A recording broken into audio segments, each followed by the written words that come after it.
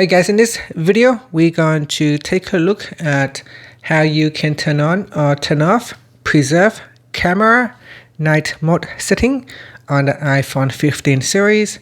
First, let's go back to the home screen by swiping up at the bottom of the screen. Then from the home screen, tap on settings. Now in settings, we scroll down and then tap on camera. Next in here, tap on preserve settings, then go down and then tap on night mode. Tap on the toggle button to turn on night mode, preserve settings, switch it off.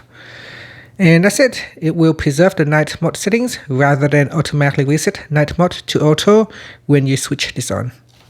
After, you can swipe up to go back to the home screen. Thank you for watching this video. Please like and subscribe to my channel for more videos.